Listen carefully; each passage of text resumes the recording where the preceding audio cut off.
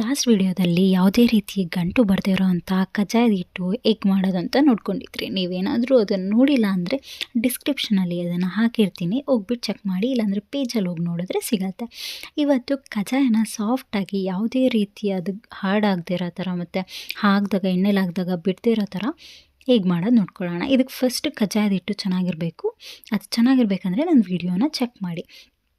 ಮಾಡ್ಕೊಂಡಿರೋವಂಥ ಕಜ್ಜಾಯದ ಹಿಟ್ಟನ್ನು ತೊಗೊಂಡು ಅದನ್ನು ಸ್ವಲ್ಪ ಚೆನ್ನಾಗಿ ಮಿದ್ಕೊಂಡು ಆದಮೇಲೆ ಅದಕ್ಕೆ ಸ್ವಲ್ಪ ಬನಾನ ಹಾಕಬೇಕು.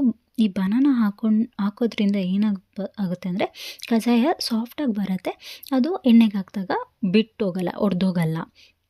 ಸೊ ಅದನ್ನು ಬನಾನ ಹಾಕ್ಕೊಂಡು ಚೆನ್ನಾಗಿ ಅದನ್ನು ಕಲಿಸ್ಕೊಂಡಾದ್ಮೇಲೆ ನಿಮಗೆ ಎಷ್ಟು ದಪ್ಪ ಬೇಕೋ ಸೈಜ್ದು ಉಂಡೆ ಮಾಡಿಕೊಂಡು ಅದನ್ನು ಹಪ್ಳದ ಮೆಷಿನಲ್ಲ ಅಥವಾ ನಿಮ್ಮ ಕೈಯಲ್ಲಿ ಬೇಕಂದರೆ ಕೈಯಲ್ಲಿ ಹೊತ್ಕೊಂಡು ಒಂದು ಮಧ್ಯದಲ್ಲಿ ಹೋಲ್ ಮಾಡಿಬಿಟ್ಟು ಆಯಿಲಲ್ಲಿ ಹಾಕಿ ತುಂಬ ಚೆನ್ನಾಗಿ ಬೇಯಿಸ್ಕೊಂಡ್ರೆ ಸಾಫ್ಟಾಗಿರೋ ಕಜ್ಜಾಯ ರೆಡಿ ಆಗುತ್ತೆ.